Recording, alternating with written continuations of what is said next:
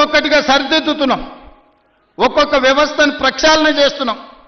ఈ రోజు ఉన్న కష్టాలకు ప్రభుత్వ ఉద్యోగులకు రిటైర్మెంట్ బెనిఫిట్స్ ఇవ్వాలంటే కష్టంగా ఉంది.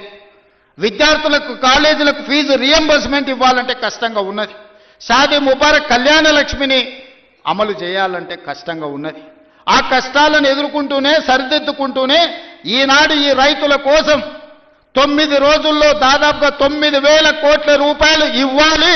అగ్రికల్చర్ యూనివర్సిటీలో మీతో కలిసి ఈ రైతులకు వ్యవసాయం దండగ కాదు, వ్యవసాయం పండుగ చెయ్యాలి. వ్యవసాయం అంటే 10 మందికి సాయం చేసే వృత్తి.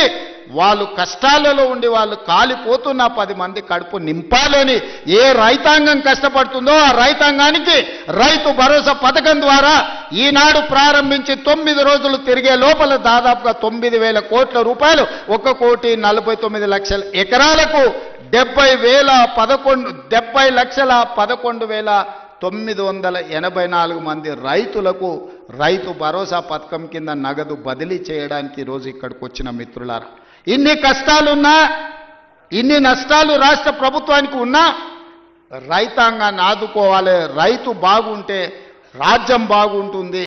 ఇవాళ రైతు చేతుల నగదు ఉంటే అప్పులోల చేతుల బలి కాకుంటాడు. అప్పులకు మిత్తీలకు ఇవాళ వెళ్ళి రైతు బలి కాకూడదన్న ఏకైక లక్ష్యంతోనే ఈరోజు ఈ కార్యక్రమాన్ని తీసుకున్నాం.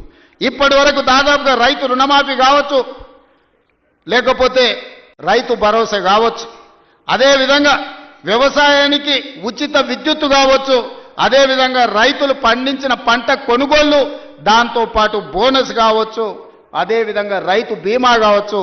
ఈ 18 నెలలల్లా కొనుగోలుతో సహా మొత్తం కలిపితే 1,01,728 కోట్ల రూపాయలు ఖర్చు పెట్టిన రాష్ట్రం తెలంగాణ రాష్ట్రం. ధైర్యంగా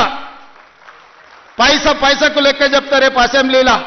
18 నెలల్లో రైతులు పండించిన పంటకు గిట్టుబాటు ధరతో పాటు బోనసు, రుణమాఫీ, రైతు బీమా, రైతు భరోసా కలిపి 1,00,000 కోట్ల రూపాయలు ఖర్చు పెట్టిన ప్రభుత్వం, ప్రజా ప్రభుత్వం, మన ప్రభుత్వం.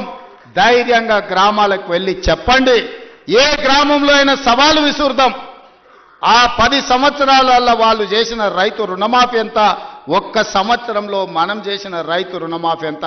గ్రామ సభలు పెడదాం, గ్రామాలలో చర్చ పెడదాం.